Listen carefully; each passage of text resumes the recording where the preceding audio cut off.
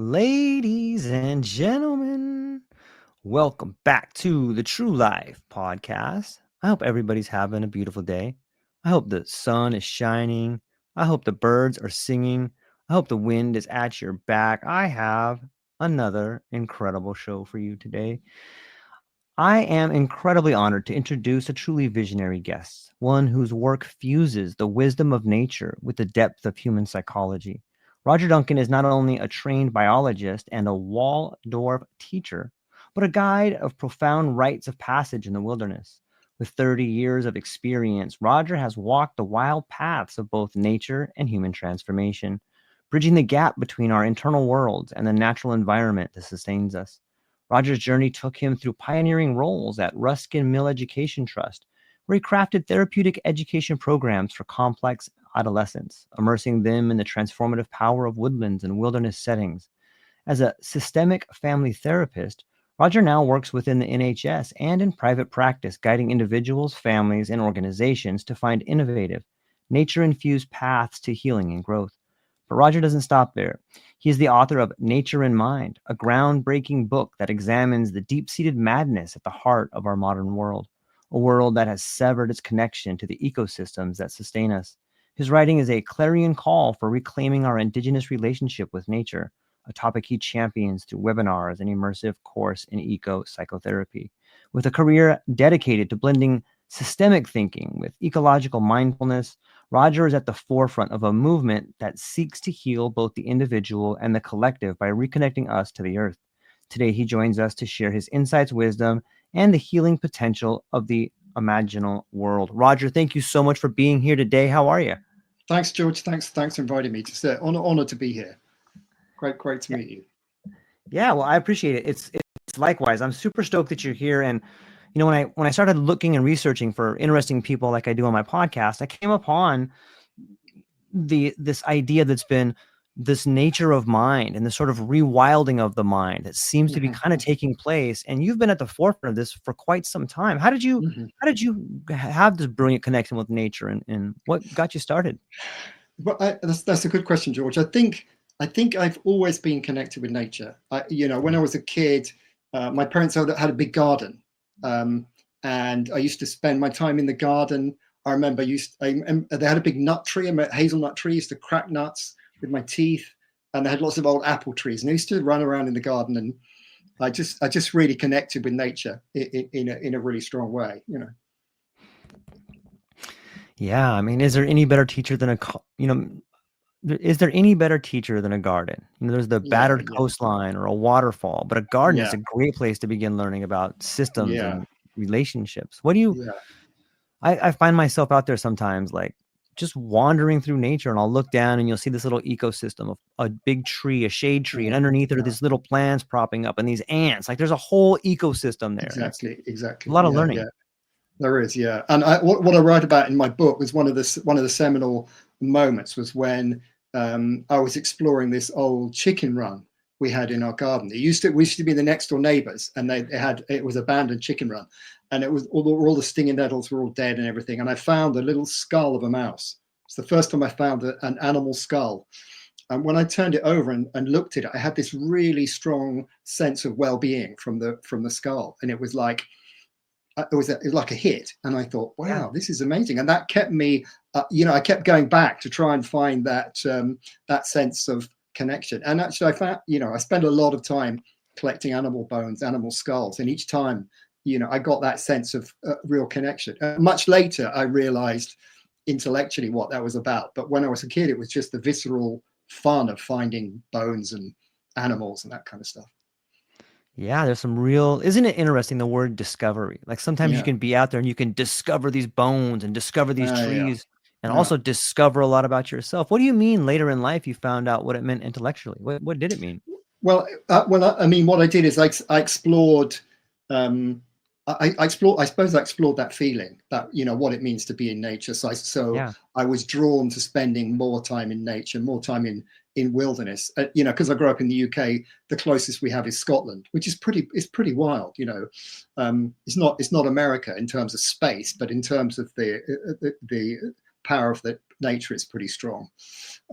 and then I suppose later on, when I trained as a Waldorf teacher, I found different ways of thinking about nature, different ways than you get in the biology books. And that really inspired me, finding patterns in nature. And then later, when I trained as a psychotherapist and started to explore eco-psychotherapy, I realized there was a lot of people onto this. People like Gregory Bateson were saying this kind of stuff, and later on, other thinkers were. Carl Jung was onto it, and I suppose my book really was stitching all that together. Getting a sense of like, well, this is my journey, and this is where it's brought me. Yeah, it's almost like a language. Like, can you break down like what is eco-psychotherapy? So that's a really good question. So eco-psychotherapy. So originally, when I started on this, we only had eco-psychology. So a lot of the early books were eco-psychology. It's like, wow, what's eco-psychology? And it was really how we combine understanding psychology with understanding ecology, which seemed to have been separated. And it was can't remember the name of the guy. I'm just searching for his book now. Anyway, a guy brought it together into. I'll remember it's the guy. Yeah. Brought it together and saying with this term eco-psychotherapy, eco-psychology rather. So, and that was an American word, because in America, to be a psychotherapist, you have to be a psychologist. Yeah, in Britain, it's different. We have a different pathway, so you can be a psychotherapist without being a psychologist. So, eco-psychotherapy is more of an anglicized version of eco-psychology in a certain way. But it's all semantics. But basically, it's about joining up the human and the nature at a deep level, at a psychological level and an ecological level. I love it. It's when I think of ecology, I think of relationships. The relationship to the birds to the sky, or the fish to the sea, or the grass to the ground. And then once you begin going down that path, you can't help by seeing those patterns to relate some of those patterns to yourself they just merge together, right? Maybe you could talk about that a little bit. Why is that? Yeah. Well, because we are nature. I think one of that's the reality. That's the reality. They don't tell us that at school particularly. And I think you mentioned the business about modernity in the modern world. What we tend to grow up with in the West is this idea that nature's something else. It's out the window, or something we see on the telly, and so we don't follow those threads through. We don't follow where our food comes from. We don't follow where our sewage goes to. We don't follow where our rubbish goes to. But when you go camping, if you go wild camping, you do that. You make sure you don't mess up the water, because it's what you're drinking. And it's much more obvious. The loops are much more closed when you're wild camping, and that's what I found. When you spend time in nature, the feedback loop is very fast. So you can't be separated. You can't hold that place of separation. It makes so much sense when I think about the madness of modernity, and I think about what you've just spoken about. We are so disconnected, and it runs through not only our relationships, but like you look at corporations that have employees, that have employee numbers, that are in a different state or another country. Like, this disconnection it's killing us. It is. And I think, do you think it's just something that's American? Do you think it's a worldwide thing? Because I think in England it's different. We have certain, we're quite similar to America, but we also have a sort of an older connection somehow, which keeps us connected in a different way. And I suppose I touched into that, growing up in England, that sense of, that the connection with the land is not so far back, really. A few generations only. Yeah, I think it's both cultural and individual. There's definitely, and at least in my opinion, there's a big push, or there has been, maybe when the Prussian school model came to the United States and they decided that they needed to have obedient factory workers. Maybe they started stripping nature out of it. They're like, oh, you don't need to know about that. You got to put the widget in the van, and that's all you need to know. Don't read that guy. That guy is a poet. He doesn't know anything. Come on, read this instruction manual over here.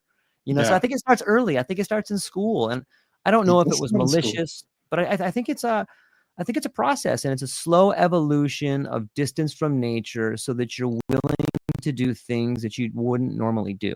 Yeah, yeah, and I think now with AI, it's even worse. You know, I've seen pictures on the internet of birds, and people go, "Wow, look at these amazing birds," and it's like, that's not a bird, that's an AI image. It's not a bird.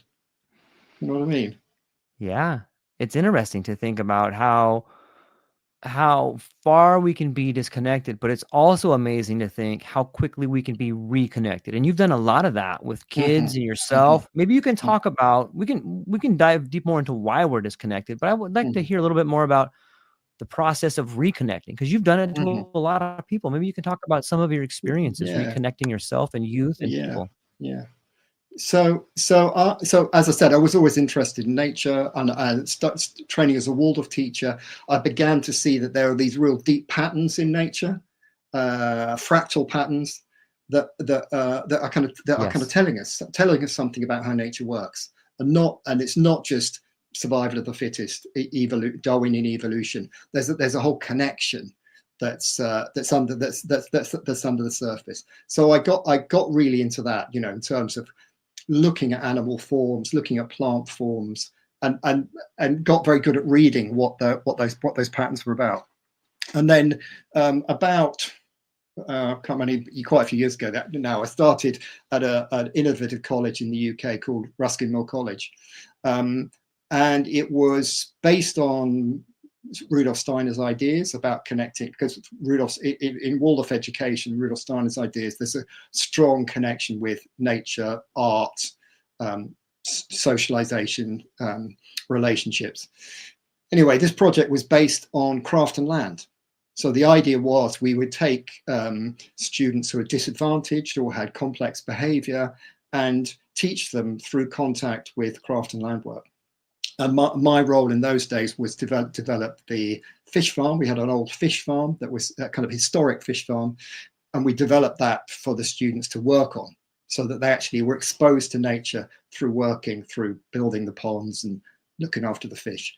And then I went on to work in the woodlands. So we had a small woodland, and I managed the woodlands. I set up a sustainable woodland management plan with an educational component right in it. So basically the students were in there every day doing the work of hands-on wood, felling trees with hand tools, planting, all that kind of stuff. And what we found was, as we suspected, because a lot of us had Waldorf backgrounds, was they were transformed by it. So when you take people out of modernity, when you take people away from disconnection culture, from the diaspora of the disconnected, and you plug them into nature, then they heal, because we are nature. We're the same thing. We're tuned in, and you get a kind of resonance that that indigenous people talk about. That actually, yeah, something's going on here, which doesn't get into the school books. You know. Yeah, I love it. It's so healing to think about. And that's probably why when you sit out in nature, whether it's just laying out in your patio or a backyard or even in a window getting some sunshine, like it's so warming and welcoming, and Yeah. it's really wonderful to connect in that way. That you said Yeah. something, that the diaspora of the disconnected. What? Tell me about Yes. that. Yeah. That comes from. I'm quoting First Nations lady called Rowan White, who did work, who set up a project where she was growing seeds. She's a Mohawk heritage lady, and she started growing Mohawk seeds, and she reconnected with her heritage through growing the seeds. And what she recognized was the Western culture is the diaspora of the disconnected, because we're all spread out, but we've lost our indigenous roots, and that's a problem, actually. Because we all ultimately we were once all indigenous people. We all had our land stolen by somebody, and we've forgotten. Most of us have forgotten who it was and where that land was. You know, for First Nations people now, that's lot they have memory and lineage and story of that. But for most Westerners, we don't have that. Yeah, it's a I'm almost reminded of the Orwell quote of he who controls the future controls the past, and he who controls the past controls the present. Like Hmm. it's just Hmm. this constantly rewriting of history until you Yes, forget about what happened. And then exactly. it's so crazy. Exactly. But you see, I think the connection is, like you said, how do people connect? Yeah. Well, a lot of the young people we work with came from broken homes or Yeah. dysfunctional families, so they didn't have a connection. That even the immediate connection was lost. But by connecting with nature, you're doing a deep dive. You're bypassing the history and you're plugging straight in. And actually, what happens is when the thing about our bodies are nature. So when we spend time outside, our bodies kind of wake up. Particularly if we use our bodies, we move our bodies. Our head, of course, is doing something else. The neocortex is spinning us a tale, which is not necessarily true. You know Yeah. It reminds me of Ian Gilchrist's work about like the left exactly, right brain, right? Like that. exactly, Have you read exactly. that, guys? I haven't I read his new book, but I heard I, it's I haven't. fascinating. Yeah, I haven't read the new one. I read the Master and His Emissary, but yeah, that's it. That's it. Whoa. It's deep stuff. Yeah, Yeah. it's so amazing to dive into this because Uh, it's on some level we have all these certifications and we have all these regulations and all these schools that say you have to do these things in order to be this kind of person, which I think, mhm. exasperates the whole disconnection. But Yeah, it doesn't take a whole lot to begin learning what nature's trying to tell you if you just spend time out there, whether you're walking a exactly, coastline, going for a walk by your house. Like you can really exactly, get into tune with your neighborhood, with yourself, exactly. with all your relationships. Like Yeah, maybe you have a cool story about working with kids, or maybe a cool story about yourself about yeah, having a real deep discovery just being out in nature. yeah. I mean, I suppose what I discovered, because the other thing I used to do is I used to take kids out on wilderness trips. Yeah. So I had a friend of mine who was a teacher in Sweden, a Waldorf teacher, in fact, and he used to take kids out on a trip to northern Sweden to the national park, and he got the kids to walk from the national park. What did he took a motorbike, an old motorbike, and he left it one side of the national park, and he took the minibus to the other side, and then he just walked the kids all the way through, and then he'd get on the motorbike and go and pick up the minibus. And what he discovered was uh, something happened when he did that. First of all, he took loads of notes and notebooks and stuff like this, drawing materials. And then he realized just by walking the kids, something changed. Um, they would get home and the parents would say, I don't know what you've done to my son, but he's different. So I thought, hey, this is amazing. I'm going to do this. So I set up a similar program and had exactly the same experience in Scotland, taking people out for 10 days. We took all our food with us.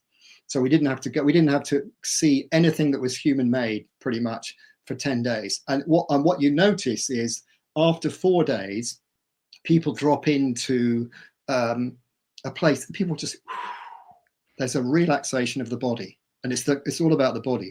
There's a relaxation of the body, and all that kind of angsty adolescent energy just slows right down. And then after about 5-6 days, they drop in again. After 10 days, people are pretty chilled and they say, we don't want to go back. Yeah. We want to stay. Can we just stay here? We don't want to go back to school. So there's something about just the long-term exposure to nature, not doing anything, not theraping people or doing some clever workshops, just walking, camping, which has a powerful impact on people. Therapeutic impact. It takes us out of our egos, out of our minds. We start to work collectively. But of course, that's what human beings have been doing for thousands and thousands of years. Been walking around the earth in groups of 150 or 30, finding food, hanging out, camping, drinking water from the streams. So our bodies remember that, because that's where we're supposed to be. And it's difficult to find that in Western culture unless you're looking for it deeply. I couldn't agree more. The Mm. idea of we don't want to go back. Like, Mhm.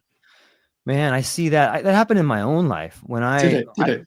yeah, like I was most people on my podcast will know this, but I'll just give a quick summary. I was for 30 years, I was a UPS driver, Mhm. and I loved it. I loved talking to people. It was great, but I became so disconnected from all the things that really mattered in my life. And as I was a father to a young daughter, I realized my wife was working, I was working, we're making tons of money, but at the same time, I was so unfulfilled. I put in like Yeah. 70 hours a week, ship my Mhm. daughter to school, my wife goes Yeah. to work, and it's like at some point in time, like my body just started acting up, like in my Yeah. mind is like, what are you doing? Like you are Yeah. leaving everything you love for to Mhm. go make some money so that you Yeah. can pretend to have things to be fulfilled. And it Right. takes a giant leap of courage, or in my case, multiple security guards to walk you out of the building, to realize like this is wrong. And I think that Mhm. that's what this disconnect is. I think we're seeing a pretty big movement, Roger, of people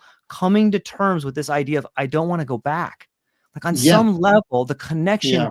we're severing that connection, Yeah. whether it's willful or unwillful. What Yeah. do you Yeah. think? Yeah. Yeah. Yeah. No, definitely. Definitely. One of the ideas I've been thinking about recently is this difference between. I've just been writing about this actually in Yeah. my second book about the difference between. It comes from Francis Weller. He talks about the difference between trauma culture and initiation culture. So Mm, trauma culture is where we're pretty traumatized all the time because actually we're out of our natural habitat, we're out of nature, we have to survive in the dog eat dog world, and it takes us into a kind of hyper individualistic state. Whereas an initiation culture takes people into an awareness of connection. So and there are lots of different levels of initiation. That simplest one is just going out in your garden, going, wow, everything's I really love my garden. Into things like wilderness, where you drop in 4 days deep, and then also things like Vision Quest or Vision Fast, where you do that in a ritual setting. You're held in a ritual setting, and there's a lot more preparation. Where you drop in, you're much deeper because you're not eating and drinking, so you're preparing yourself, for a deeper connection, really, and lots of other ways as well. yeah.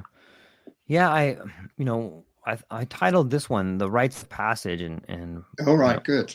I I'm so fascinated by it because there's been a Mm, lack of it, with the mm, exception of sort of, at least in my lab, like these empty rituals, like being mhm. wasted on your 21st birthday or getting your Yeah, driver's sure. license. Yeah, Like yeah, there are these echoes of initiation, these echoes yeah, of rites of passage, but my family was sorely lacking in the, hey, here's grandpa showing my dad, showing me how to yeah, fish or something yeah, like that. Like we yeah, missed that. And I think we're missing that as a culture. Maybe you can speak to the ideas of rituals and losing them yeah. and bringing them back. Yeah, no, I think you're absolutely right. I think we have lost them, and I think we lost them with our connection with indigenous culture, Yeah. indigenous land. So the echo of them is still there. As you say, in Yes. these kind of somewhat hollow rites of passage, like as you say, getting wasted and this kind of stuff. The idea that you're going to be a man, and again, that's the difference between the trauma and initiation. That you get Mm. traumatized, like some something like a difficult military experience could feel like an initiation, but actually it comes with a lot of trauma. You're initiated in the sense that you're taken into a new place. You're taken to a place where you're transformed. Whereas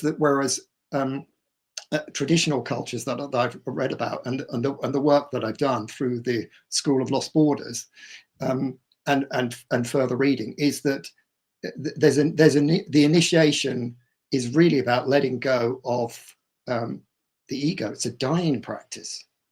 So it's about preparing ourselves to let go of our lives, to die. And what we're letting go of is a small ego, who we think we really are. And that's a difficult process, because we don't want to let go of that. That's who I am. I don't want to let go of that. So getting people to that phase is quite difficult, particularly adolescents. But I think people in their probably in their mid 30s. My son has just done a vision quest in Arizona. When you're in your mid 30s, you think actually what you begin to search for a new direction. And something like a vision quest or a vision fast, fasting for 4 days and nights, you have water but you don't have food, allows the body to wake up, because as I said, nature and the our body is nature. So our body wakes up and goes, hey, I know what this is. I've done this before. This is good stuff. And it brings your psyche along with it. So there's a sense, the young people I've taken through those experiences and the adults I've taken through those experiences come back different. And they don't come back different in the sense of, they come back different in a subtle way. So that you get your life begins to move in a different way. So your orientation begins to change. And I think one of the things about ritual and ceremony, again, which is difficult to access in the West because we think, well, what are we doing? It opens up this, this contact with the imaginal when we're working with ceremony. And again, our body wakes up and goes, hey, I know how to do this, so you can drop into a deeper level. And the other thing that happens is that and this happens a lot on Vision Fast, is nature begins to show up. Yeah. So people have encounters with animals that no one else has, and that encounter is relevant to their story. They were the guy. This person saw the hare because it was about their story. This person saw a bear because that was about their story. You know what I mean? So it's a very profound experience, and it kind of blows open this fantasy of disconnection with nature. We realize actually we are connected with nature at a very deep level. We are the same. Yeah, it's no wonder that so many answers to life's mysteries are found on a walk in a park, or alone in a room, or swimming in the ocean. Like there's just these things that are revealed to you when you're alone with yourself, and you get, and let's, the fractal patterns, like I see them everywhere. Like once you begin seeing that, like you can't unsee it. Like it's everywhere. It's almost like a language. I really feel, Roger, like nature's a language. Desperately trying to get our attention, like, hey, look at me, hey, let's talk. And people are like, I don't want to talk to you. You're not right. You're not there. Exactly. And you have to learn the language. You do. And it's not, and and the other thing about Western culture is highly intellectual. Yeah. It's highly intellectual. So, that's how we get taught at school. And, what we're talking about, what I would describe that language is it's an imaginal language. It's the language of the imaginal. Yes. Which means, and what I mean by that, because a lot of people say, what do you mean by the imaginal? Yeah, break that down, please. So the imaginal is, there's a kind of spectrum from the imaginary. And when we think of the imaginary, we think, well, stuff we made up is fantasy. I just made up a story. You're imagining it. I saw a unicorn in the garden. No, you didn't. You're imagining it. Yeah. So there's a whole realm of that in our minds. We can make up stuff about who we think we are, or what we're going to do, or whether some girl's going to like us, or whatever it is. When we're kids, we have an imagination. But the imaginal is something different. The imaginal is not a thinking space. So we can't think it. So basically we have to switch off our thinking. So, and in Western culture, we don't really do this other than in things like meditation, and perhaps in psychedelics a little bit. Yeah. So we switch off our mind, but also the imaginal is not, it's not sensory. In other words, we can't see it. So if we can describe something in words and concepts, or we can see it and we can paint a picture of it, it's not the imaginal. So we've got to separate those two things apart. And in the middle is like a blank space, a kind of meditative blank space. When you meditate, you drop into blank space. And if you learn to drop into that place with and you take your felt sense there, you begin to get, the language starts to speak to you. And what it's like is it's like a thought in your head which is not yours. So one of the characteristics of the imaginal is it tends to be a surprise, and it tends to be meaningful, but the meaning is not always apparent. So again, many of us have had these experiences. Quite often when you're out in nature, you suddenly have a revelation about, wait a minute, I should be changing my job or whatever it is. And it's like, hey, how come I didn't think about this before? So what's happening is you're getting new information that's coming from somewhere to us, and I want you to develop that practice through spending time in nature, through ritual. You can begin to hear what nature is telling us, and again, it's not factual information. It's fractal knowledge. We get a sense of it, and again, that touches into the psychedelic realm, because that comes through very strongly in psychedelic experiences. But you don't need to have. You can go into nature without psychedelics and still connect with that, but it takes a little bit of practice. Wow, like it makes me think of so many things. Like I'm a huge advocate of psychedelics, and I've had a long-term relationship with them. And as my relationship with particularly psilocybin or mushrooms has advanced in my later years, like the imaginal, and I've never really heard that term or heard people talk about it, but it makes so much sense to me. And I think some people confuse. I'm not judging or anything, but it seems to me other people describe it as like an alien, or they describe it as something else, because it is alien. The first time you hear the imaginal, what is this thing bigger than me talking to me? You think you're going crazy. You're like, I know these things. How do I know? I know these things. And you try to explain it to people, and they're like, dude, get out of here. You are a wacko. And you're like, no, listen, this thing is real. Like, this has to have been going on with people forever. And you can see the lineage of people. Like, sometimes I wonder, Roger, is it just people finding their way to the imaginal, or is this like something that comes in cycles? It seems like maybe it's just the people I'm hanging out with, or the crowd that I find myself seeking more knowledge from has this same vein. But does it come in cycles? Maybe are there waves of it that tend to grow bigger, or what are your thoughts on that? Well, I think it's always been with us. Right. Right. If you hear what Indigenous people are saying, they're saying, this is what we've always done. You can talk to nature; it'll tell you stuff. And you can have a conversation with it. And if you're growing up as a Western kid, you're going, what are you talking about? How'd you do that? Where's the book? How do I? Because you process it through the head. And after what I found is after a while is, if you get once I got this concept of the imaginal, which is actually a Western concept. So this is so people like Jung. The collective unconscious. He was informed by this guy Henri Corbin, who'd been studying the imaginal in esoteric Islamic literature, and Jung heard that, got some of these concepts from him and went, well, yeah, collective unconscious. There's something going on here. We're all connected to. It's a collective, and it's inside us. It's endogenous to us. So a lot of Jungian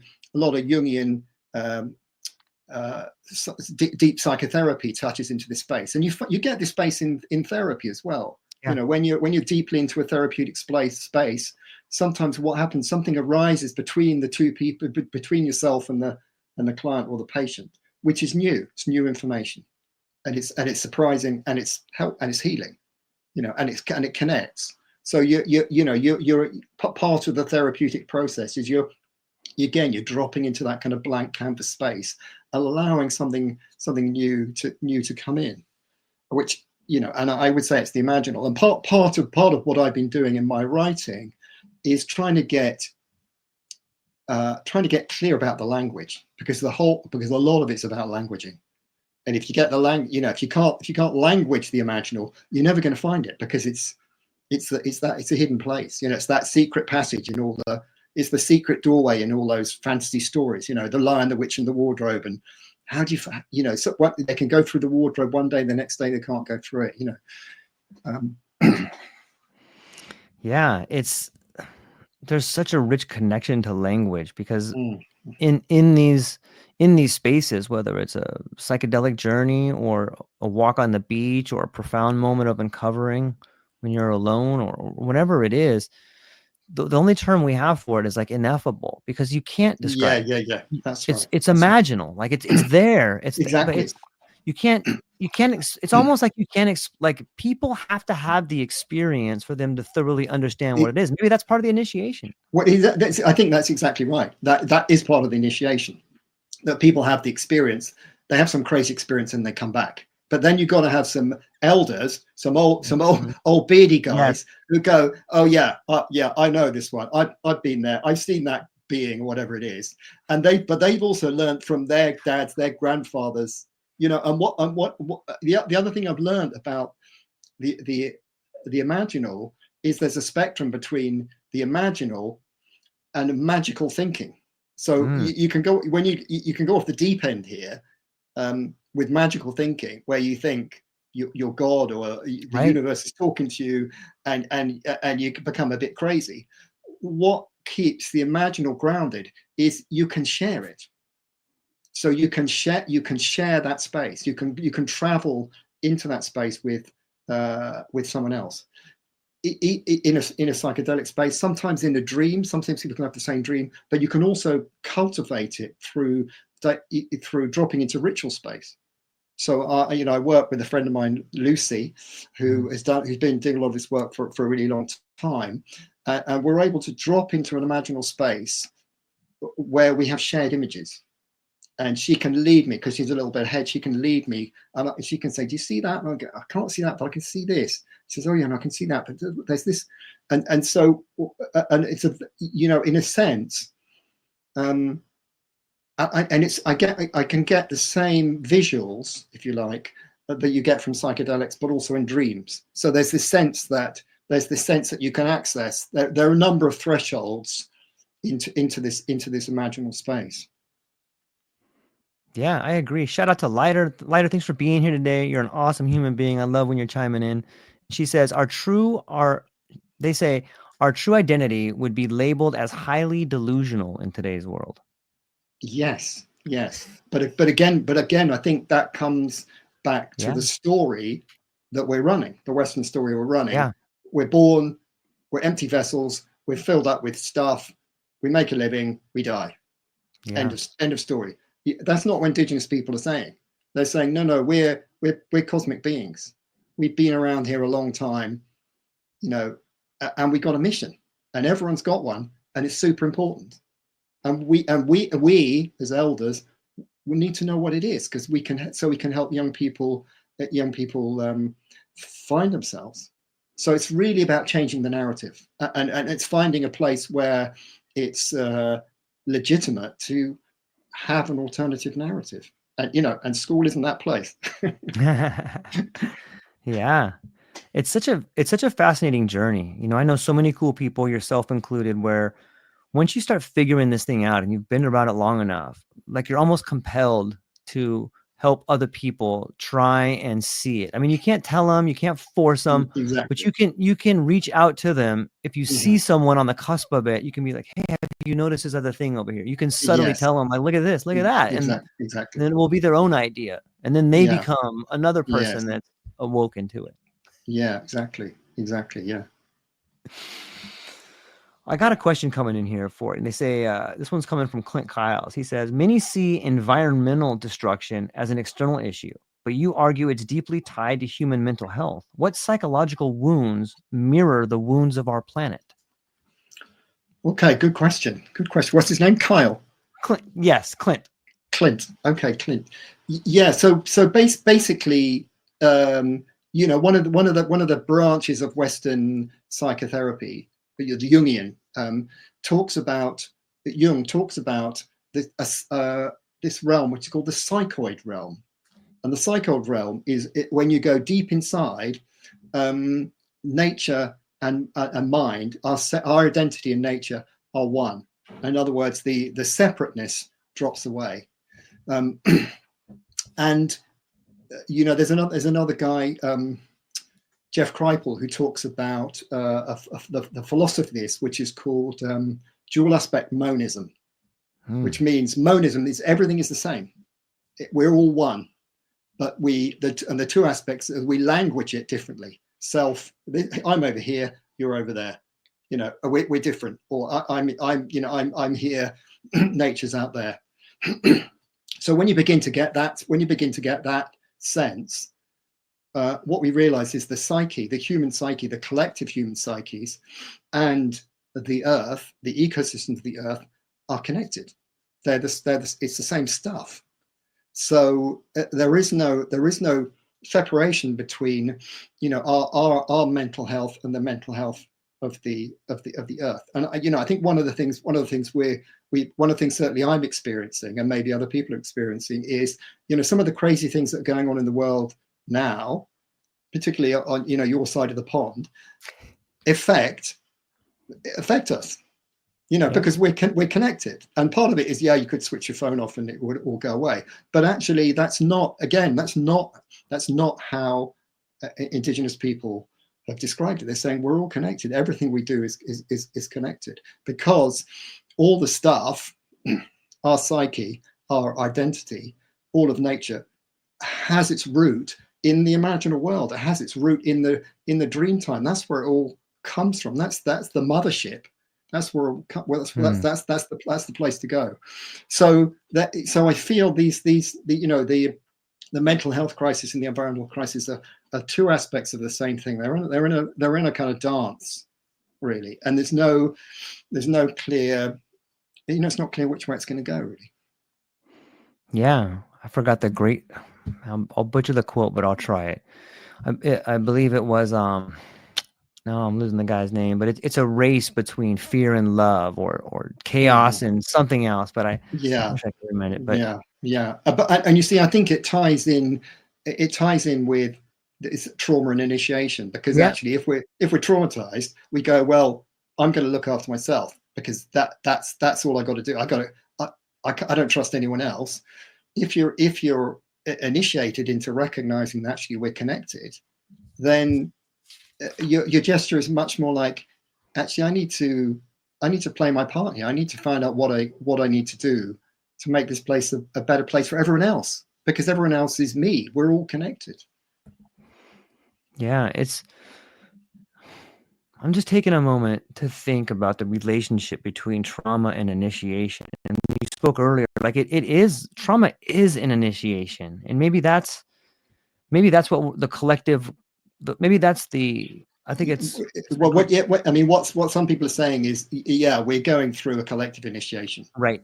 Because what we're doing to the earth, we're doing to ourselves, and we, and the wake up, and if you're on the trauma end of the spectrum, you're going, well, that's over there, that's not me. The fires in California, I'm fine in England because that's not me. But if you realize that they're all connected, then you're in a different place. You're saying, actually, we're all connected. We're all in this together. If the earth goes down, we all go down. There is no planet B, as they say. Mars, it's not really going to work. How was lockdown? When people couldn't go outside. Well, you imagine lockdown is, living on Mars is going to be like lockdown forever, and there's no outside to go to.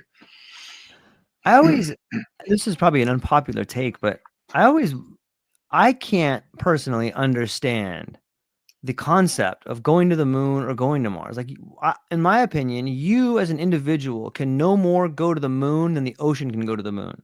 You can't go to the moon more than the ocean can go to Mars. Like, you're part of this planet. Like, you can't go to that planet. You're part of this one. Exactly. It's like, what are you talking about? Exactly. You can't go there. What's wrong with you people? Exactly. Yeah, no, I was just reading this book recently, and they were saying, what happens to astronauts, even just in orbit, is their bodies start to break down because there's no gravity.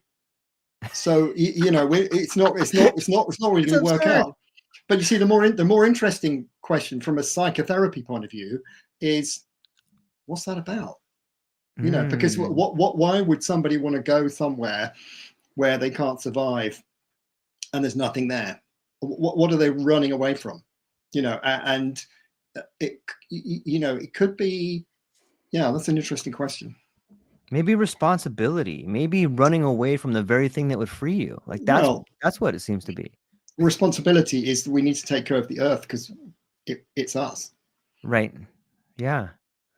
Do you think that there's I over here in the States, like, there's this sort of rebirth of the psychedelic culture. There's this sort Hmm. of, they call it the psychedelic renaissance. And Yes, I'm exactly. so stoked on so many people in this community. They're doing so many amazing things, Mm-hmm. but it seems to be sort of really tightly kept in this medical container, almost as if people are Hmm. worried, hey, we can't, not everybody can Hmm. do this. It'll Hmm. cause Hmm. chaos. Do you think Hmm. that that's there? Is there a problem with a really quick awakening, or is there, in your opinion, do you think it should be contained to a medical container or just certain people, or what are your thoughts? That's an interesting one. I think, and again, it's about language and story. So one of the things that's happened with the psychedelics is it looks like a quick fix. Hey, we can cure trauma with psychedelics. It looks like a magic pill. Yeah. Yeah, because we live in a culture where we expect to have magic pills. Like antibiotics. If you get an infection, you take antibiotics. Before antibiotics, you died basically. So we're in a magic pill culture, and it's easy for people to imagine that. And of course, people who are selling magic pills think this is great. We can sell a lot of magic Yeah. pills. Um, and it also links with what I was saying about trauma and initiation. So trauma is about what's in it for me. How can I fix me? Yeah, can I fix myself with a magic pill? Um, whereas an initiation culture is about, hey, wow, we're all connected. I've got to find who I am and make my connection with the world.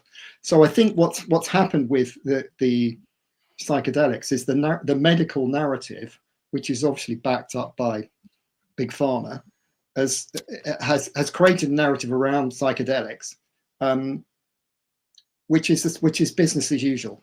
Mm-hmm. We've got a new magic pill, guys. We can sell it to you. Whereas people have been doing this a long time. Traditional cultures are going, yeah, no, this isn't a magic pill. This is part of an initiation process.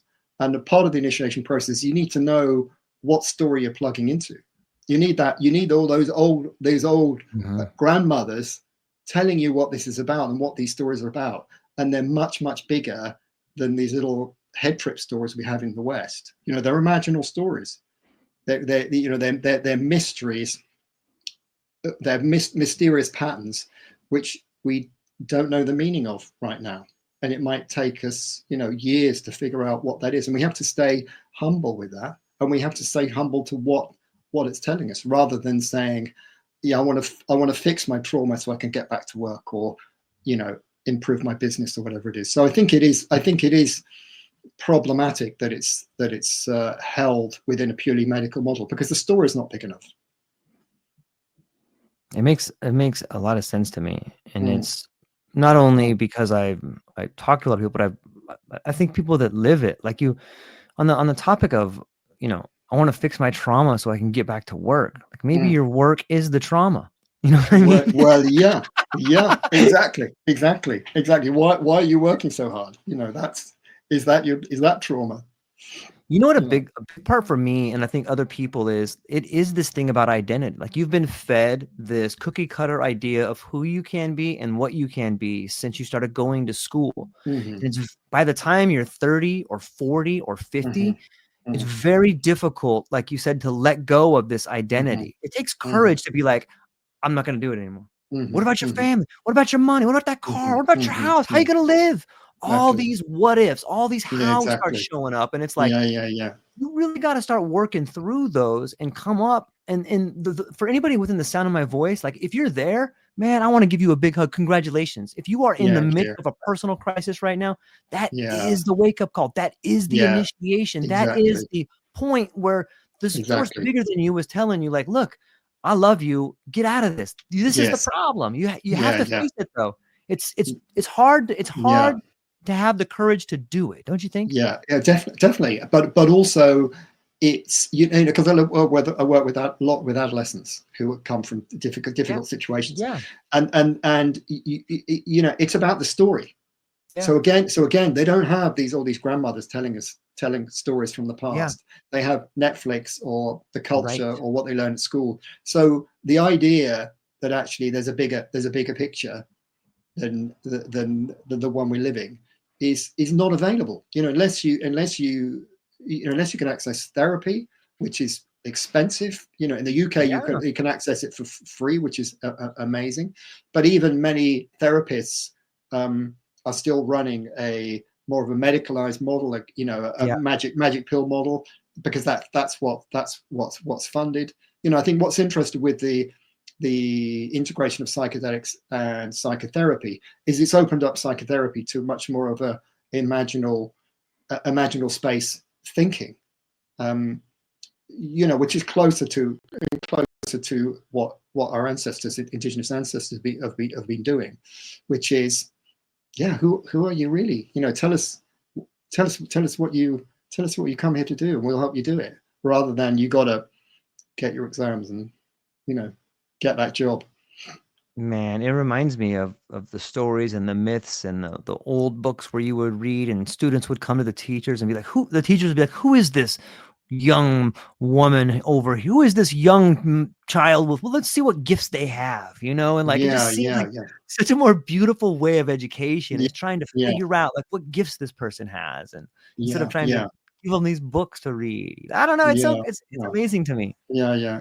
And one of the things I've been doing, I suppose, through my book and through my work, is trying to find pathways that have traction and then that are replicable, that can be replicated. So, one of the things about the rites of passage work is, well, you can create structures like Vision Fast, so you can take people through that process, and then they're on their own journey, and that might take them wherever it goes. But actually, it's quite, that's not accessible to a lot of people. I had to come to America to do that training, and there are people that do this work in the UK, but it's not not in the mainstream. And part of my work has been trying to bring this conversation to the mainstream, and that's, at the moment, that's what my work is. It's trying to have a conversation with people who work in the NHS and about this initiation culture, what it looks like, how to do it, what happens when you do it, what it does, what it means for mental health. And it's quite simple. It's complicated, but once you get there, once you know how to do it, once you know how to open that imaginal space, it's actually quite simple. It's not, in the sense that it's not intellectually complicated. It's imaginally complicated. It's not intellectually complicated. Yeah, it's beautiful. I'm hopeful that we can break through and get more people to understand how important ritual and ceremony and all of these rites of passage are in life. I got another question coming in here for you. This one's coming from Desiree. She says, you emphasize the need to bring experiential encounters with the imaginal world into mainstream culture. What is the imaginal world, and how can reconnecting with it heal us? We've covered it a little bit. Yeah, great question. Great. What's her name? Desiree. Great question, Desiree. The imaginal world. We talked about this a little bit, but it's difficult to get. So so if you one of the images I have is of there's imagine 3 windows, and we used to this is a story I used at a conference recently. We used to have this kids program called Play School, and they used to tell a story, and they had this little framework of 3 windows: a round window, square window, arch window, and they'd say, which window are we going through today? We'll go through the round window, and they'd tell a story. And the next day they go through the arch window or the circular window. So imagine we've got 3 windows. And the first window is the cognitive window. So that's language, cognition, that's window 1. The other window at the other end is sense perception, sound, images, all the images on your phone. That's the other window. So that's basically our world. We have cognitive stuff. We want to know anything. We read a book about it. We ask someone about it. We talk about it. We theorize about it. That's one window. Or we look at all the images on the internet. But what the imaginal world is a space between the two. It's the middle window. And the middle window is not sensory. In other words, you can't sense it with your senses. And it's not cognitive. You can't think your way through it. So you have to go into this felt sense, and you stay with a felt sense.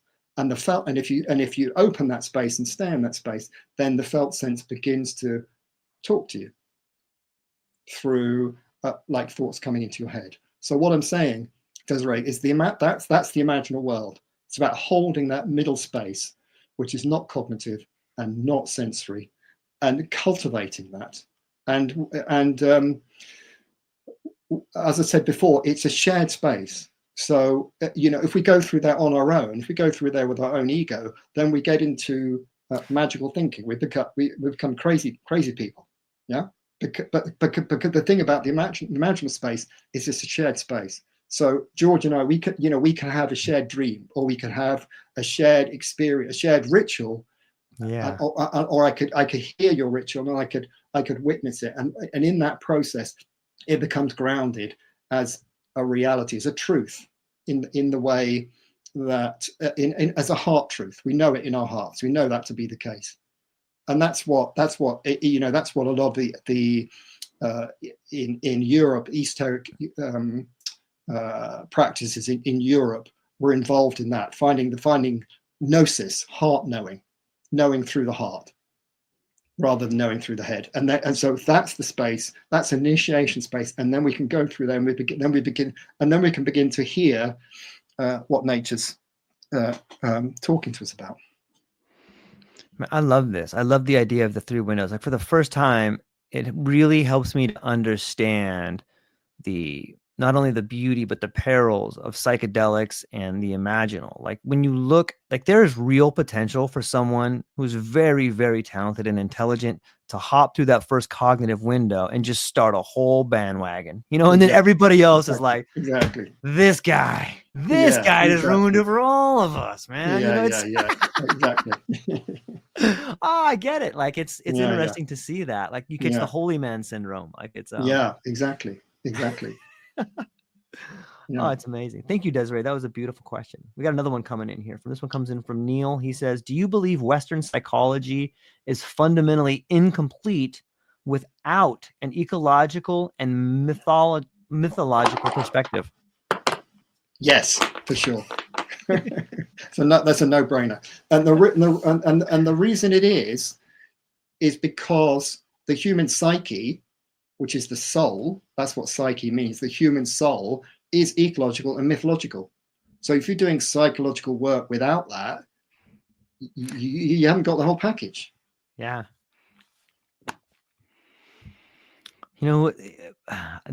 I think it should be required reading to read Joseph Campbell's Masks of God, or, you could probably just throw a dart at Joseph Campbell's work and do a lot of learning in that aspect of it. But these myths go so deep. They do. But you see, the guy who was really into the imaginal was James Hillman. Okay. And I'm pretty sure he's a mate of Henri Corbin. I think they hung out together. So, and what famously, what James Hillman says about images on symbols is, don't interpret them. In other words, don't go through the cognitive window. Hang out with them. So stay in the imaginal window. So, if you dream of a snake, you just hang out with that image and see what happens. And as when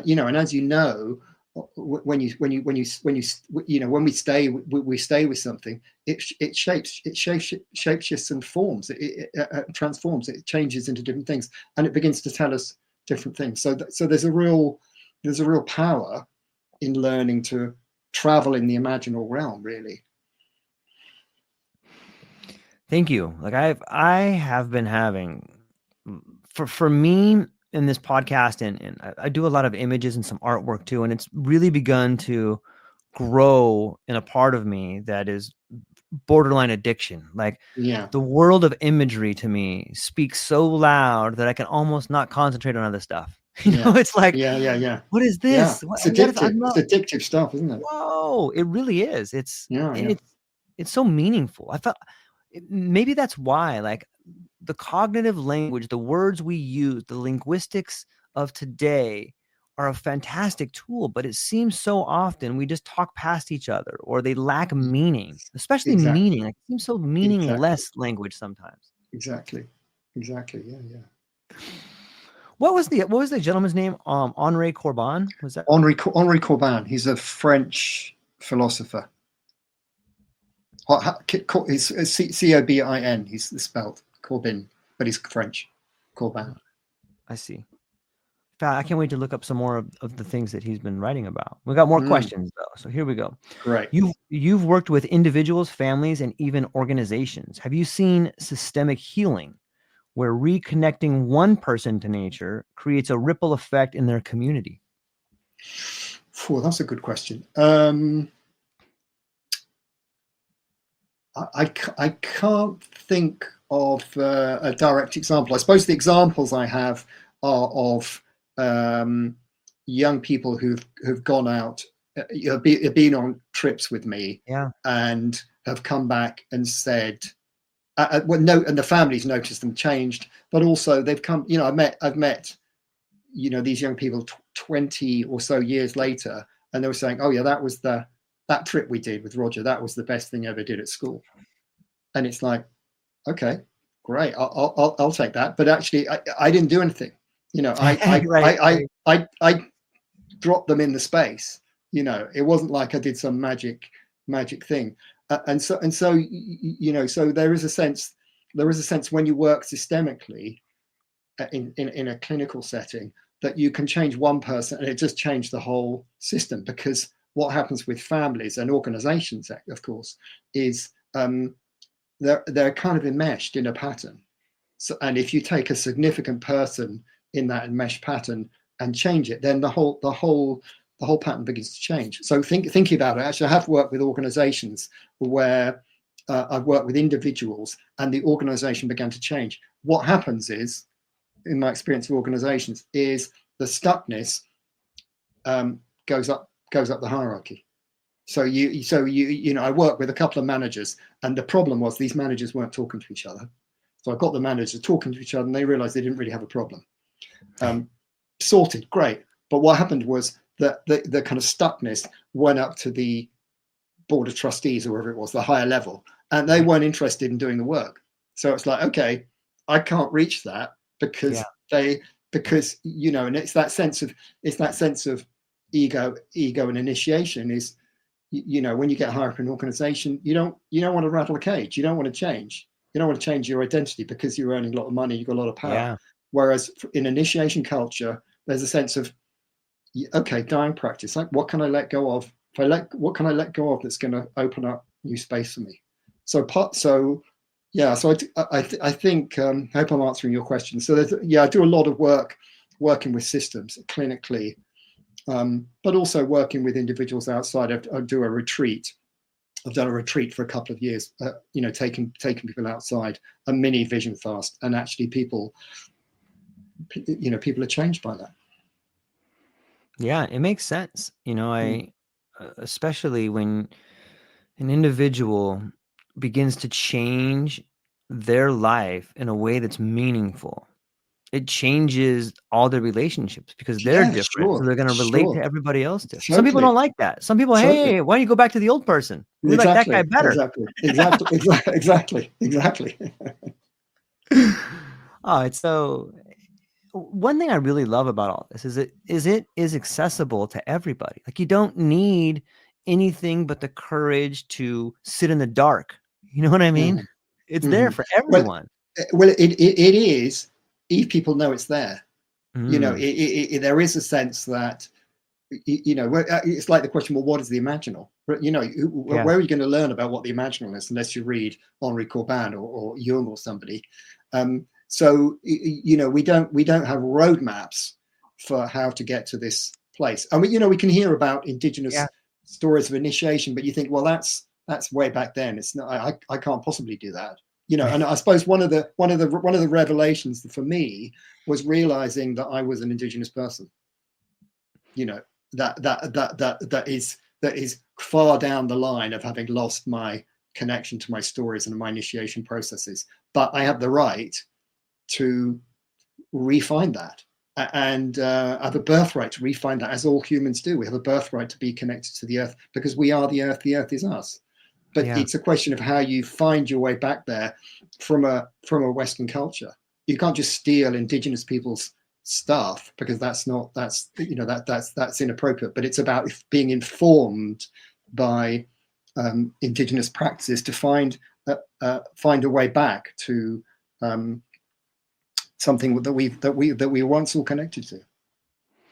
Yeah, it's so interesting. It's like there's all these road signs if you're paying attention. Like even in, like especially in language, like we talked about the cognitive, and I said how it's not meaningful sometimes. But for me, I've always found like these little one-liners that just speak to me, like simple stuff like "seek and you shall find." Like what does that mean, But like you start following these little clues that have been left in literature and books and Yes, movies. These yes, clues yes. are everywhere. Yeah, They're yeah, yeah, yeah, everywhere. yeah, yeah. So that's a really nice example, George, of the imaginal, because what we know about what we know about the imaginal is it speaks to us. So that might not that little phrase might not, I might read it and go whatever. Yeah. But actually, if you're in the right space, it's like, oh, I picked up this book, I found this passage, and actually now I'm on this whole trip. So that's what the imaginal does. It kind of we put something into the world, a question or whatever it is, and it shows up. It comes back to us, and it can be. I've had people have messages that come on their mobile phones. Yeah, totally. It's like someone's out in nature, and then they get a call from someone they haven't heard from for 15 years, and it's meaningful. And it's like, well, why did that person call then when these people were in this ritual? It's like it's going back to that dual aspect monism, that we are the world and the world is us. It's the same. It's all the same matrix. Yeah, I find myself sometimes crying and laughing, but like it's so weird how you find myself all the time. Like I'll start leaving clues, not even knowing I'm leaving them. Like I'll start quoting these things that like I found awesome, and then someone will be like, "Hey, George, what were you talking about like 3 podcasts ago when you said this thing?" And I'm like, "Oh, hey, let me tell you what that was," because I know exactly what that was. It's the same. It's that same imaginal clue. It's like that you almost become the deliverer of clues once you start spending time in that world. You can't help but like leave it out.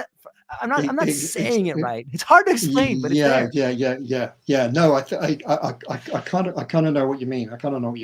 But I think once we get the understanding that the Earth is alive, right, then it's a different thing going on. It's not just loads of plants and animals and dead rocks. It's actually alive in the way that we're alive.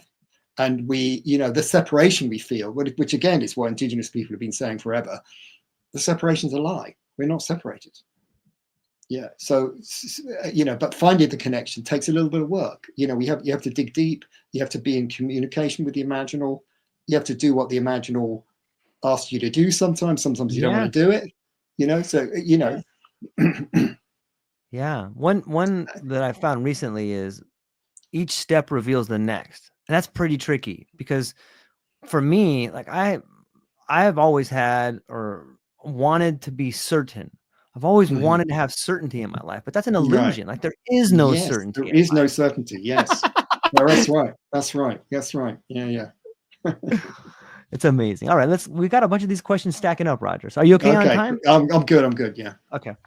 So it said you've guided wilderness rites of passage. Why are initiatory experiences in nature so vital for human development, especially in adolescence? Okay. So especially in adolescence, because in adolescence, what happens is we begin to wake up to an inner space in our lives. So which looks like, externally, it looks like testosterone and interest in the opposite sex. Internally, it looks like a sort of quest for meaning. When you're an adolescent, you start searching for books about looking at weird stuff. Quite often, people are drawn to risk taking. Quite often, people are drawn to sort of dark things. And also, what happens in adolescence is we revisit a lot of the things that happened to us when we were a kid. So again, working with the adolescents I work with, quite often they've had adverse childhood experiences, and which kind of go underground when they're pre-adolescent, and then they resurface in adolescence. And there's a process that the process is like, well, actually now this needs addressing now, and there's some emotional depth to be able to do that. So so that's the stage where adolescents are in a process of transformation. So that's a good place to offer them a transformation experience, because actually, where adolescents don't go through a transformational experience, they implode into their own ego.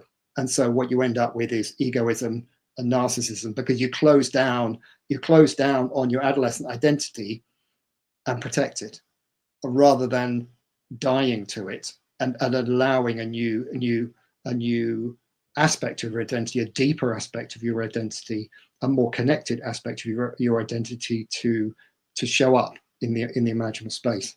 So that's why adolescence is a really important time. What we see in Western adolescence is there are no rites of passage that are meaningful. So the adolescents go a bit wild.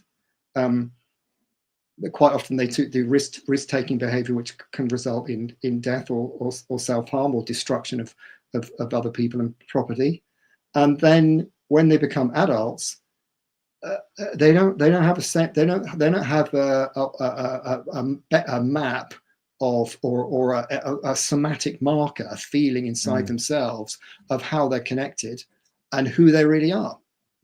So they just buy into whatever narrative looks best, easiest, or whatever it is. So taking adolescents through a process of culturally contained introspection and transformation is really important. It's really important for our culture, and I think one of the reasons the culture is in such a mess is because we stopped doing that. It was what happened with the colonial powers. They went out. One of the things they stamped out in all indigenous cultures, if you check out the literature, is this connection with nature, rites of passage, stories. In Russia, they shot the shaman on sight, because actually they wanted to get that was that you can't control people who are plugged into their own individual destiny, and if so they're potentially dangerous for a dominant culture. I think there's lots of people that make that argument for the 60s, is that we began to see this sort of rewilding, and the powers that be were like, nope, we ain't doing this. Nope. Let's see if you guys stand up, and you don't. Done. And you can see what we see in the psychedelic renaissance is that's come back again. Yeah. And it's come back in a different form, but it's come back stronger. Yeah. It's interesting. I was talking to Josh Hardman the other day, who's got a great newsletter called Psychedelic Alpha, and we were just having this conversation. And Ollie Jin Bash, we were all in the same sort of wavelength, where it's when we talk about fractals and history repeating, but on some level, I can almost see Trump. He's making these statements. Not that I'm all political or anything, but you can see Trump making these statements about putting all drug dealers in jail. And I'm like, man, that sounds so Nixon-esque. And yet there was all these people that really advocated for psychedelics to help him get elected. And I'm like, man, I can really see him clamping down. And then all of a sudden, these sort of Huxley elitists that are into psychedelics just start sending waves of cash to radicals, and then on some level, I'm like, hey, we might see these Dayglow school buses again. We might start seeing some real music again. We might start seeing some real things start happening here. It's weird how history kind of repeats itself. Yeah. But I think when you think about the 60s, I just read a book about it recently. There's a sense that something was emerging. Something was coming out after that post-war period, where everything was pretty flat. It was pretty bland. There was a sense that actually, there's a bit more. There's more to this. There's more to this, and psychedelics are obviously a trigger in that. And I suppose the hope is that with the ecological crisis and this, the social crisis we're seeing around the world, and the opposite pressures, that it will. Something positive will come out of this, because that tends to be what happens politically, and in hard times the artists Yes. create a lot of new material, new thoughts, philosophers, and all that. Yeah, like I'm a shout out to all the artists out there. I hope you Mm, thoroughly understand how important the work you're doing is, whether you're yeah, creating NFTs or whether you're making murals with metaphors or you're yeah, cooking, whatever you're doing. If you and yeah, I think all people are artists. I think it's so important to get in touch with your creative side yeah, because you yeah. have no idea the ripple effect that your art That's can right. create for That's somebody right. else. Well, it's a threshold. It's a threshold to the imaginal world, art, isn't it? That's It's so one of the well it's said. one of the thresholds. Yeah. That's interesting. Maybe we could talk more about thresholds. I always think of threshold guardians, but what are some other thresholds to the imaginal? Well, I think the threshold. What threshold is like a door, isn't it? It's like a Yeah. doorway, Yeah. and either you go through it, or you don't go through it. So the threshold is a place where you're passing through a door, and one of the things, what we often use in ritual is a threshold. So Mm, you consciously mark a space. Okay, this boundary, you're out of ritual. The other side of boundary, you're in ritual. So it's clear. And of course, as I said, our bodies know this stuff. Our minds are going, right. what is this stuff? What is this weird ritual stuff? Our bodies know it. Our bodies go, oh, great, ritual. I can do that. So you can mark these boundaries, and by marking the boundaries, you get a sense of the difference between. So if you're working with that, working that middle window with that kind of blank space, which looks like nothing, you get a sense of it when you go in and you come out. So again, like a psychedelic space, you going in, can be one thing, and coming out is another thing. And then you've got a difference between, okay, this is a psychedelic space. It's not a psychedelic space, and the difference between the two starts to give you some nuance about what you're working with. And it's the same with, it's the same with going into nature in a ritual way, or spending time in extended time in nature. You have a different sense of yourself, and then you come back and you can remember it. Go, okay, yeah, that's how I was then. So I think thresholds are really important. And of course, the importance of the threshold is it's potentially a transformation. What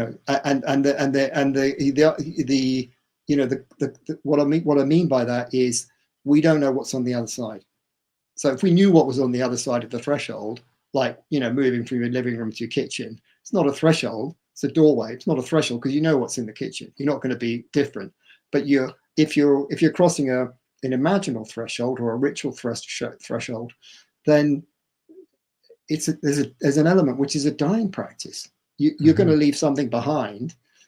You don't know what's on the other side. So someone doing a vision fast,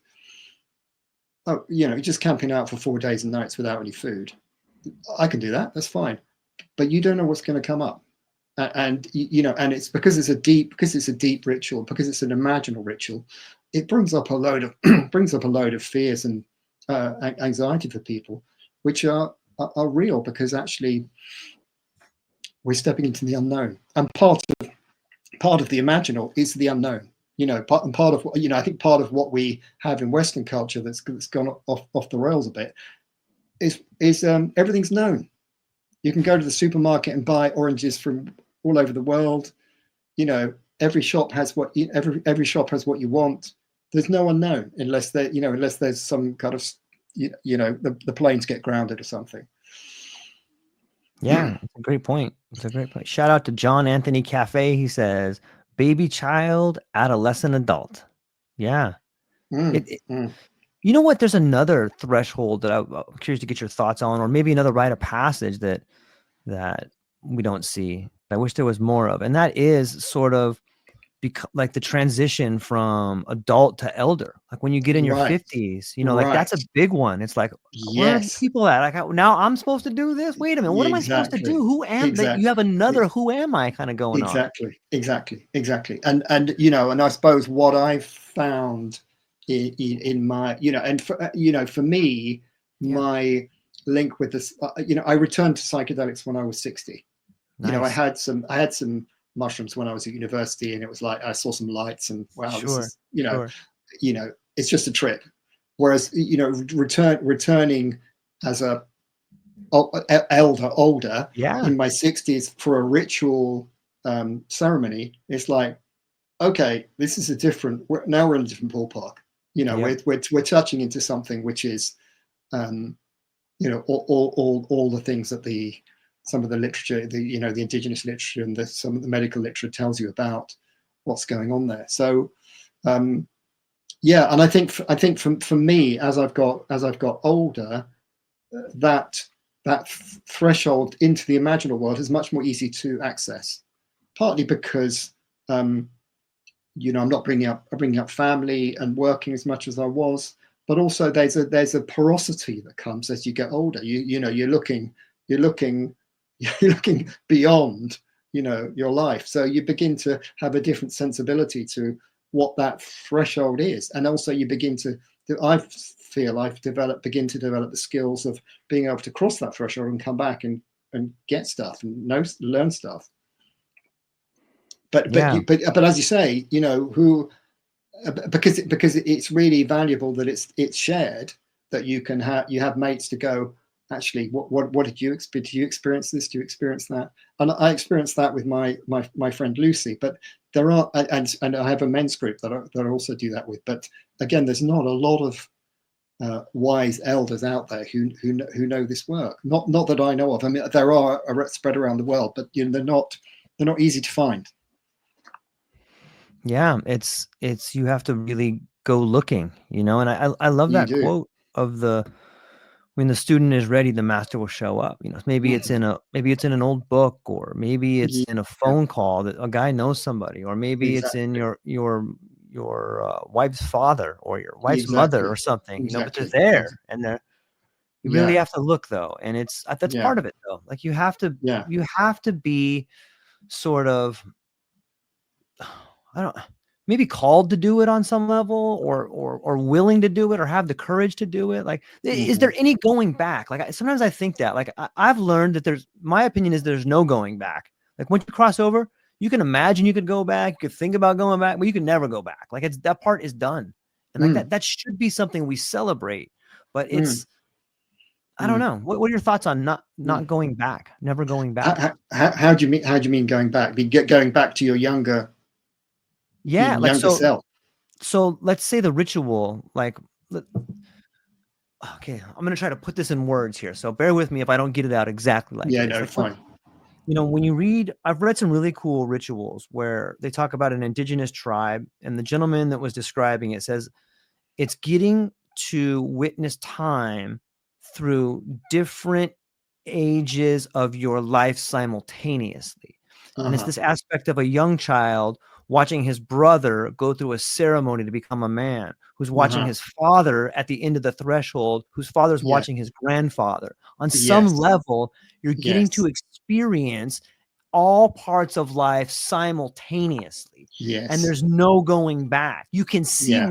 you can catch a Yes. glimpse of the future, but you Yes. can't, it's, No. man, I get goosebumps when I think about it, but there's Yeah. no Yeah. Yeah. going back. And Yeah. like, Yeah. it's easy to get stuck and like, oh, well, that part was good. No, yeah, it was good, but you're on this now. So Yeah. stop doing Exactly. that. Start moving here. We Exactly. need you here.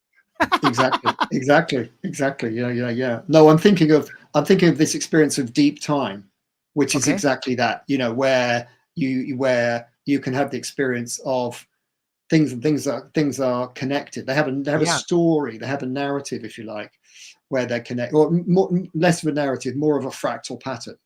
Yeah.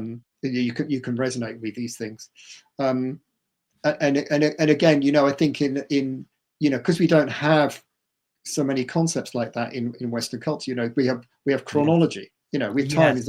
time is on the watch, time is on the clock. Yep. Yep.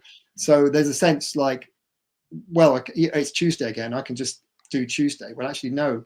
Last Tuesday was a different moment in time. So yeah, I don't think we can go back, but we can sometimes experience that. The aspects of deep time. I think.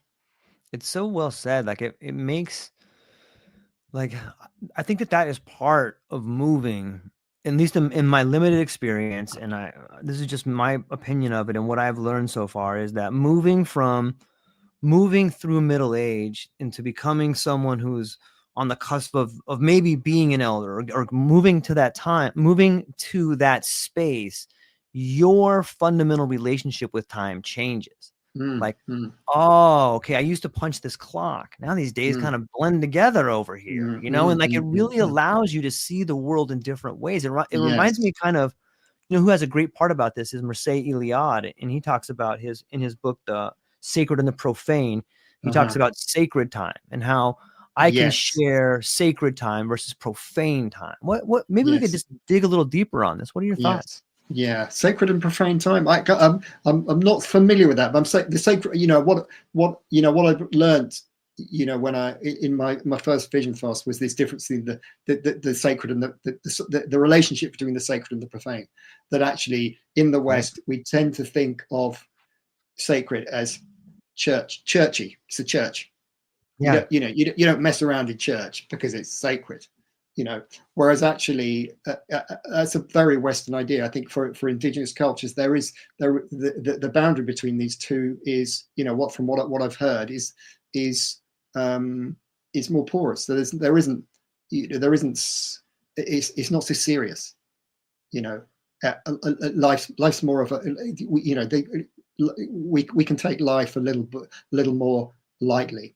So that it's like the story I told about the guy with the phone. He was in sacred space, he was in ritual, and his phone rings, which is that's a profane thing. It's he's answering his phone, or he's answering an email, but actually it was a message from the imaginal that come through his phone to that at that moment in time, and it was meaningful.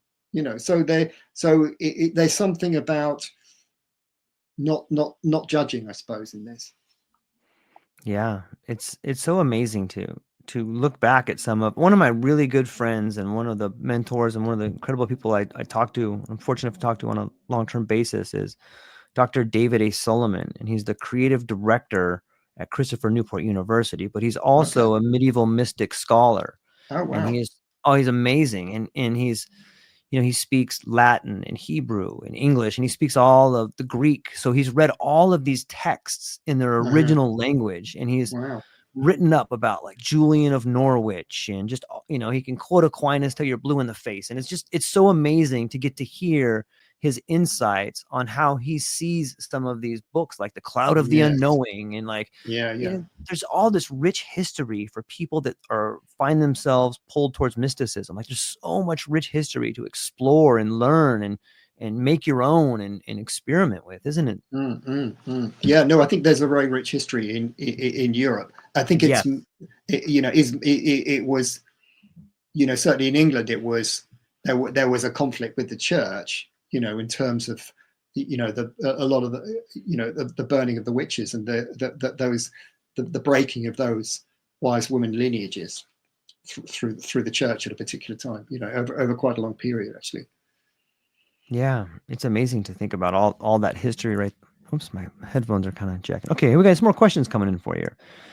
Do you think the lack of meaningful rites of passage in modern society is contributing to a generation unmoored from purpose? Yeah, for sure. Because one of the roles of a rite of passage is letting go, dying practice, allowing something new to come in, but at a deeper level, it's about plugging into purpose. What brings you here? What's your unique gift?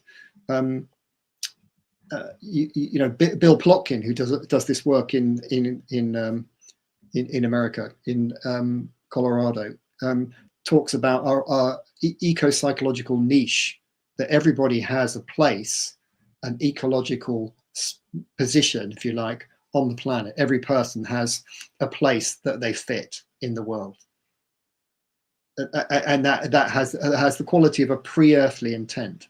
In other words, it's what we've come here to do.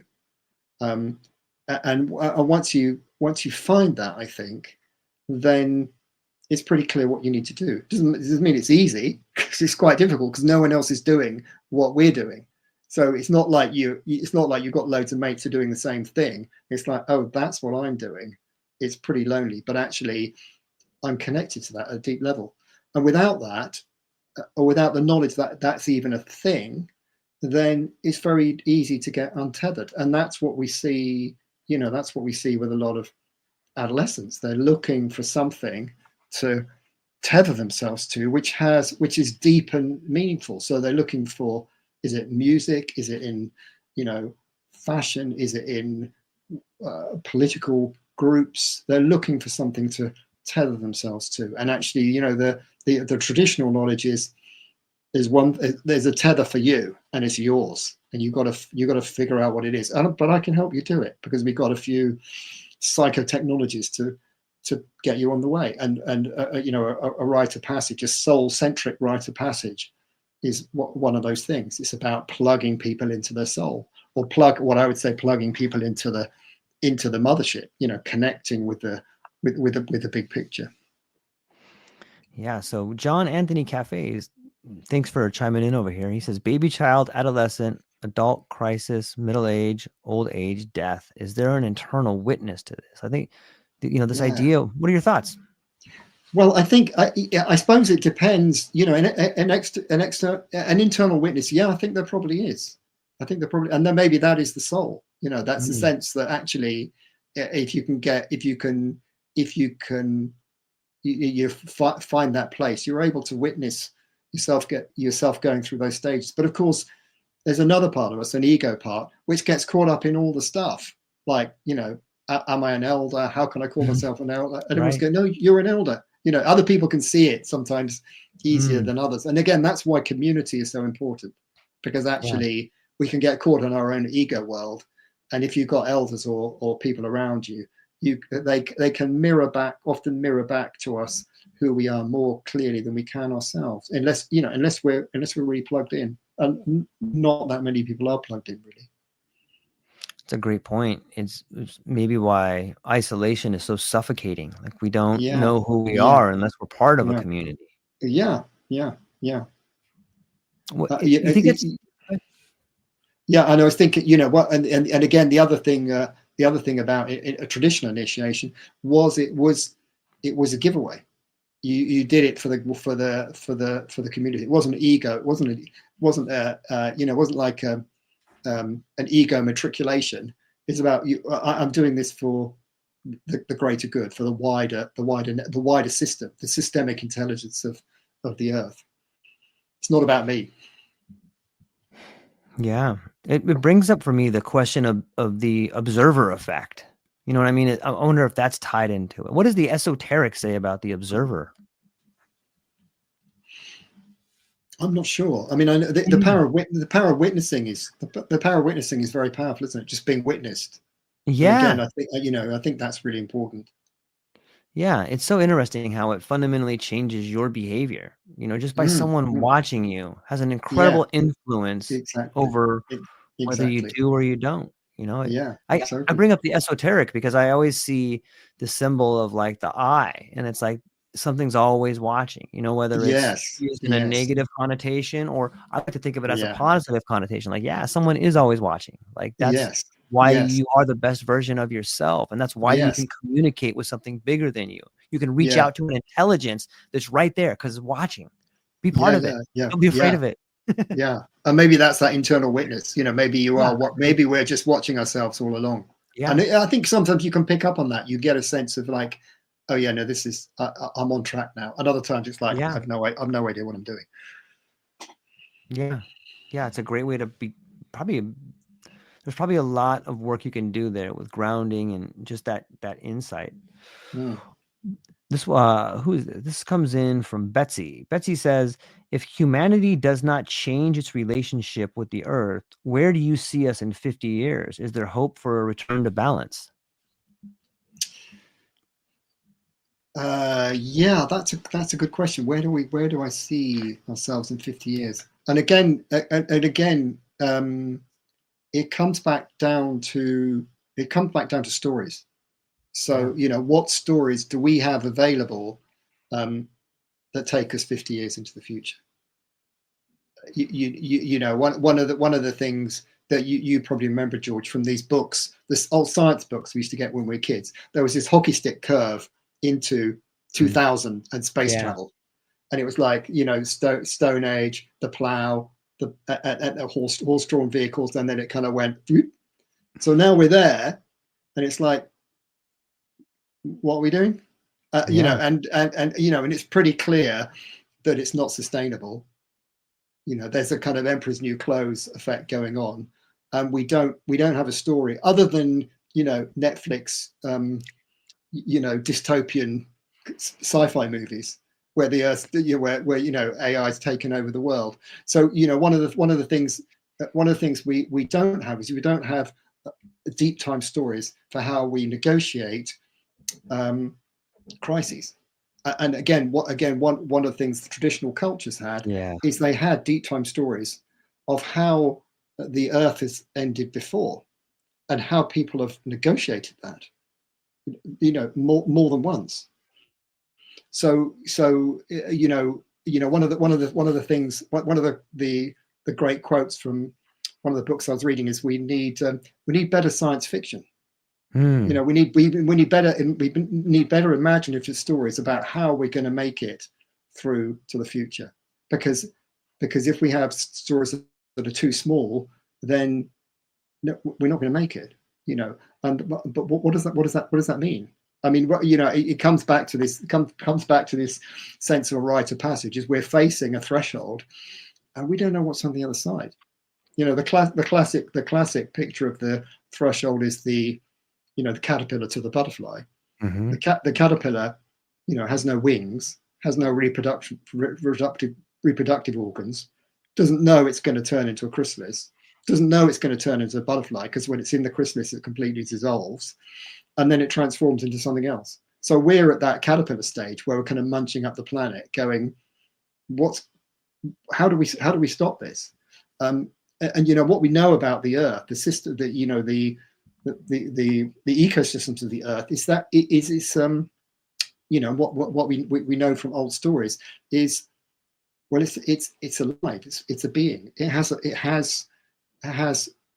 not a plan, but it has an arc of trajectory, and we don't know what it is. But also, when you think about human thinking, which is our main tool for figuring out how we're going to get through this, human thinking hasn't been around that long. The Earth has been functioning and evolving and changing for a long time before humans came along, and for a long time before humans developed books and thinking.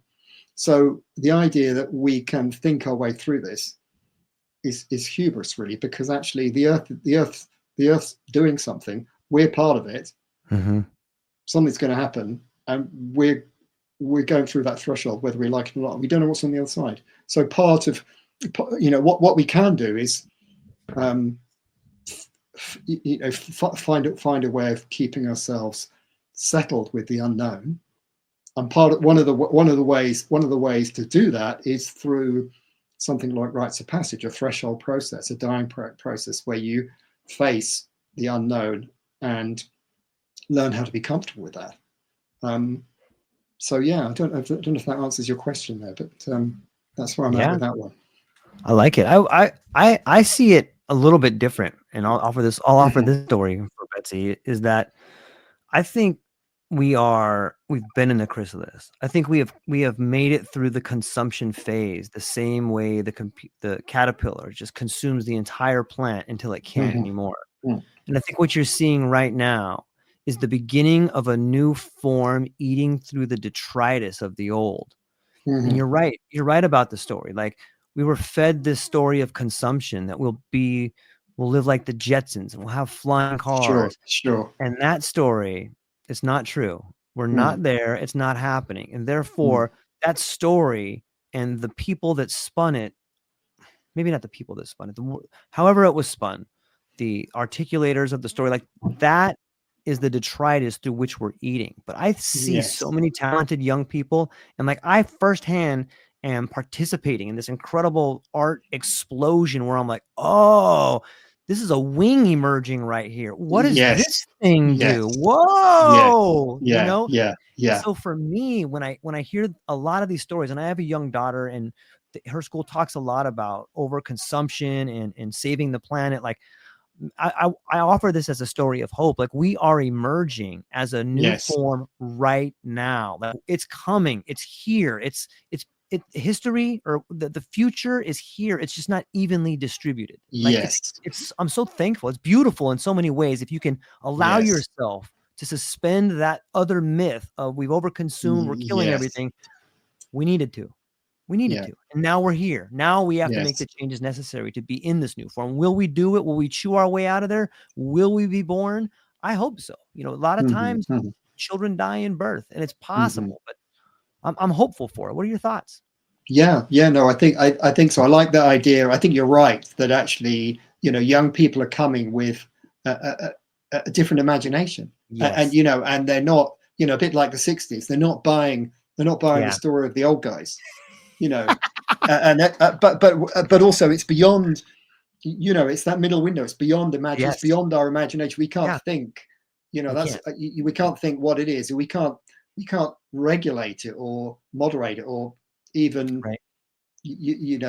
tell them it's okay or not okay, because actually it's the future, and that is part of the, I think the next generation are part of they're part of the earth Yes. coming to heal itself, really.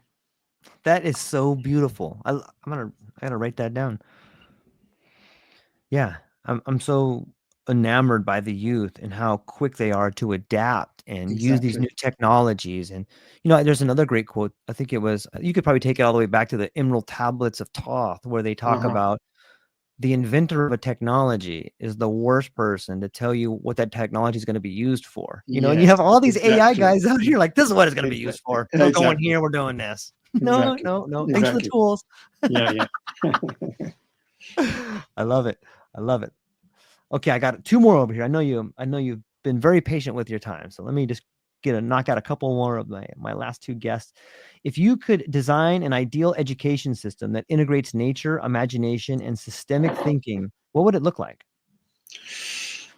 That's a good question. Well, I was partly able to do some of that when I worked at this Ruskin Mill College in the UK, where we had access to land, and we had freedom of curriculum to a certain extent to expose people to craft and land processes, and it was very transformational. Part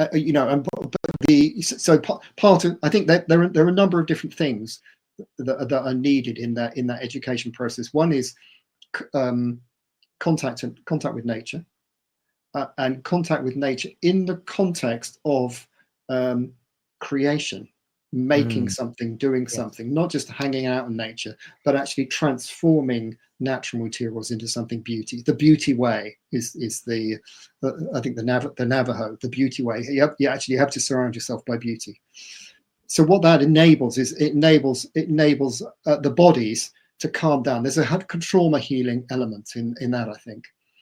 So once the trauma's healed, then and I'm just writing about this actually. I'm just writing about this today. Then the next one is being able to provide a new story.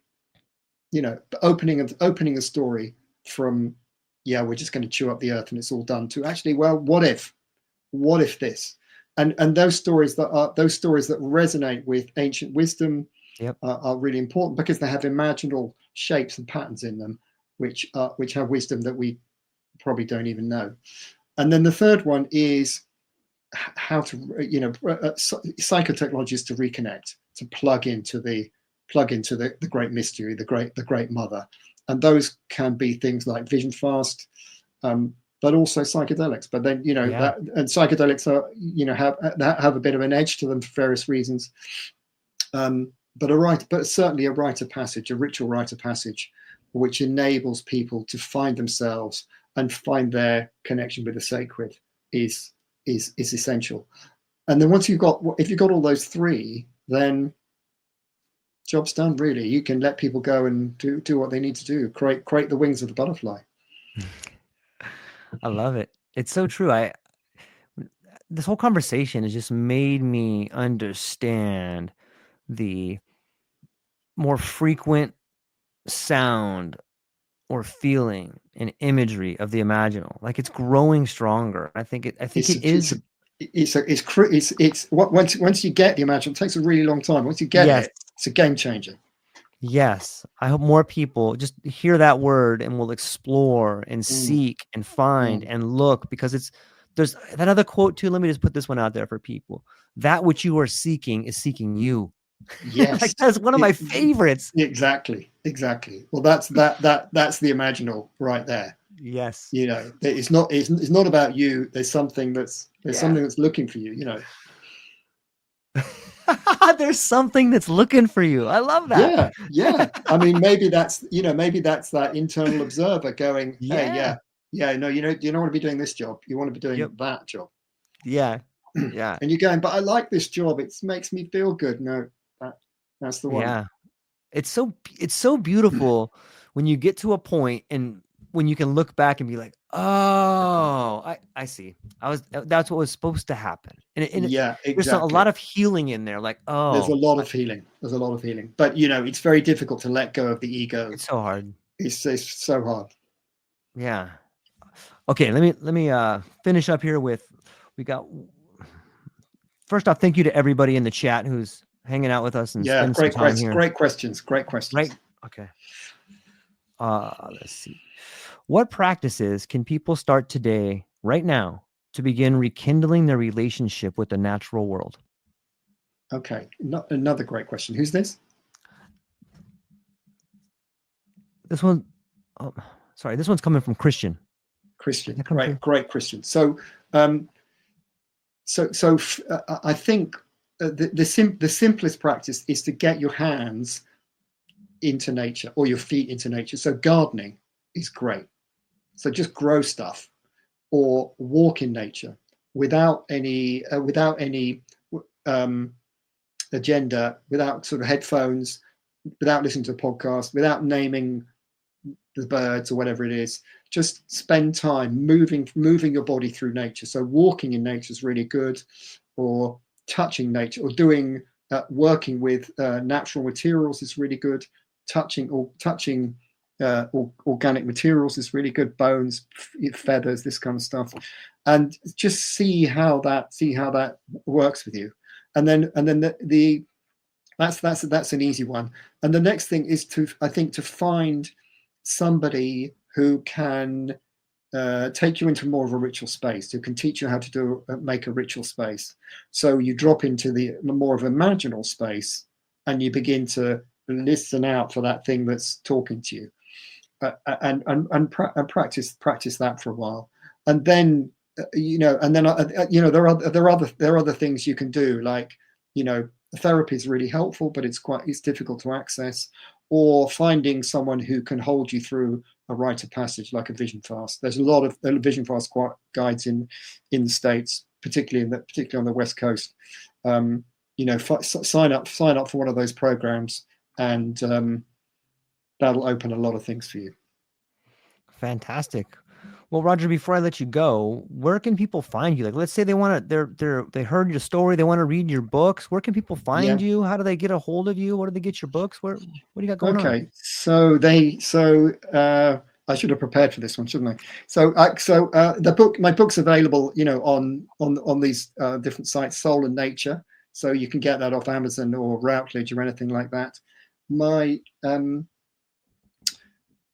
And you can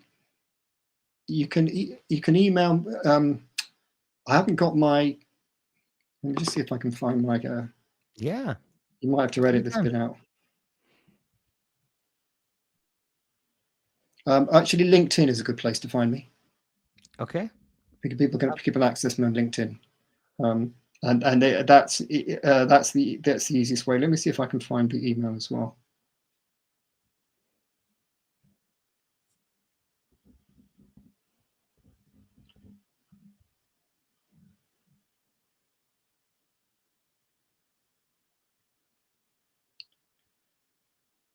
Okay, so my website with my wife is www.kithandkintherapy.com. So that's Kith, KITH, and KIN therapy.com. kintherapy.com, all one word. Is it Kith and, is it a A-N-D or is it just a symbol? it's A-N-D. kith, and it's not, it's a word. So Okay. it's kithandkintherapy.com. Okay. Fantastic. Well, hang on briefly afterwards, Roger. I wanted to tell you some closing thoughts, but to everybody else within the sound of my voice, to John, to Betsy, to Neil, to Christian, to Leiter, to everybody that chimed in and hung out with us, thank you so much for being here. For those of you I didn't get to your questions, I'm sorry. I will be back again. I'll try to answer them outside here. That's all we got, ladies and gentlemen. Have a beautiful day. Aloha.